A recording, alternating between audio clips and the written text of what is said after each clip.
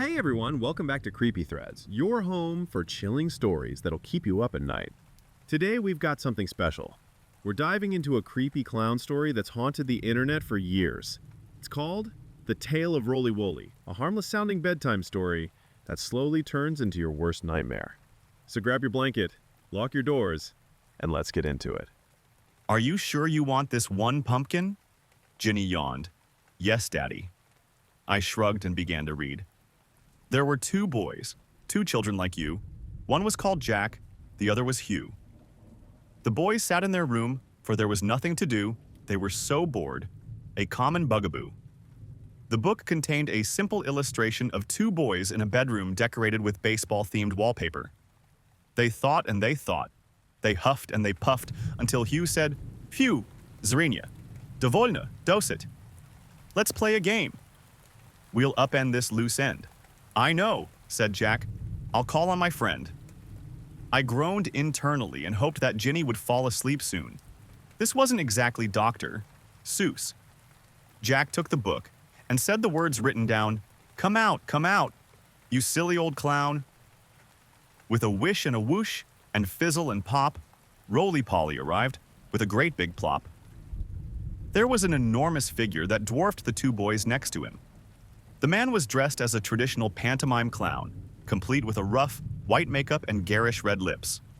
"How do?" said the clown. "I've come to play." "You," said Hugh. "Oh dear, holy moly." "Don't be scared," declared Jack. "It's just Roly Poly." "What shall we do?" said Hugh, all aflutter, as he pulled out his toys from the bedroom clutter. There were many games of various names. All wires and megawatts, a singing machine, a trampoline. There were even two robots. "Oh no." "Component placement," said the clown. "This will not do. Let's play some real games. Ditch this techno voodoo. Come with me and you'll see. My home is quite grand. You'll have all that you need in topsy-turvy land." The two boys nodded, their hearts filled with glee. They took the clown's hand and counted 3 Mississippi. Hugh and Jack closed their eyes. As the world twirled and twirled, they whooped with joy as a new land was unfurled. The clown's home was quite splendid, full of candies and treats. The fun never ended. No parents, no chores, no bedtime or rules, no horrible homework from boring old schools.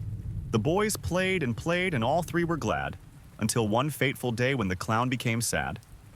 "What's wrong, Roly Poly? Is there something we can do?" The boys asked and asked, but their worry still grew. "Oh dear," the clown mumbled. "My apologies, most humbled. I'm just very hungry," as his large tummy rumbled. "Would you like chocolate or chips or gooey cream cake? We have hot dogs and ice cream and every milkshake." But the clown shook his head, for his belly did ache. Then he grabbed little Hugh. "A fine meal you will make." My stomach flipped when I saw the contents of the next page. I shut the book immediately. "Let's call it a night, princess." Ginny tried to protest, but her eyelids were heavy with sleep. "What happened to the boy, Daddy?" "I'll tell you tomorrow." I kissed Ginny on the forehead and turned out the light. I went downstairs and poured a large glass of wine before reopening the book. The page that I'd closed contained an illustration of a gruesome scene. The clown held one of the boys above his head and had bitten into the child's left side. His teeth tore away chunks of pink flesh as blood trickled down his ruby-stained lips. The boy's eyes were shut, his tear-streaked face frozen in an agonized expression. Spurred on by morbid curiosity, I continued to read. Roly Poly grabbed the boy and held him aloft. He took a big bite. Sweet Hugh was so soft. He gnashed and he gnawed, he chewed and he slurped, and when nothing was left, the clown loudly burped. He looked around. There was no Jack to be found. The boy had run. The chase had begun.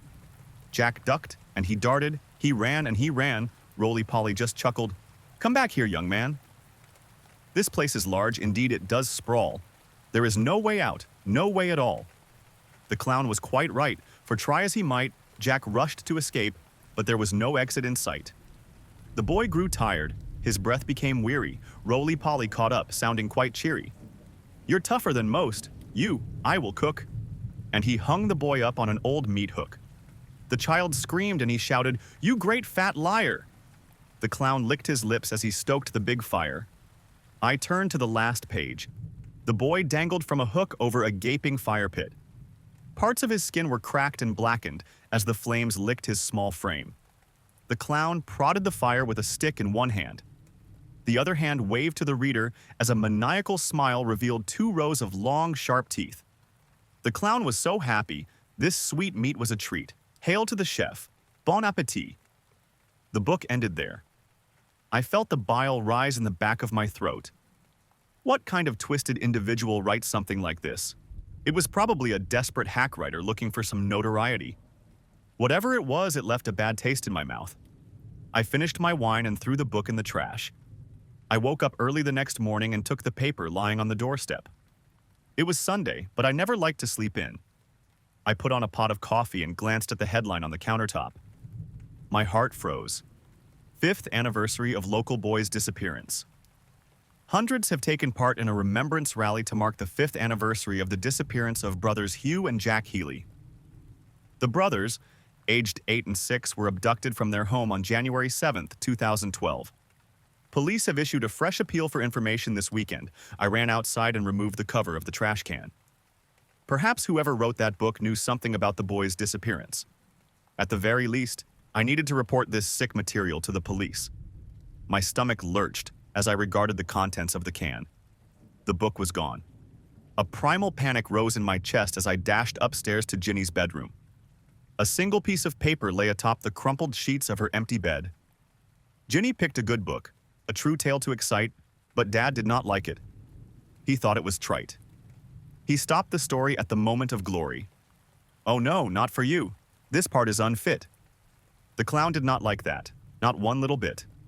So Roly Poly told Ginny, who was ever so skinny, "Let's have some fun. We'll show that old ninny."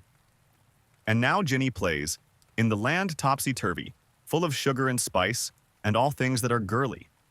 While the princess holds court, in dresses of satin, the clown simply smiles. She'll do, she'll fatten. It's been 1 week since Ginny went missing. I've given the page to the cops, but they're as baffled as I am. Every hellish verse of that awful book is seared into my skull. I can't sleep. I can't eat. I'm typing this as both an appeal and a warning. If you find this book, don't open it. Don't read it. Call the police.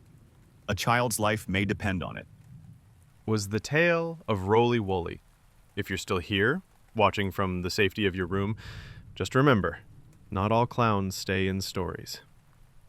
If this sent a chill down your spine or made you glance over your shoulder, make sure to like the video and subscribe to Creepy Threads for more horror, more urban legends, and yes, more disturbing clown stories to keep you up at night.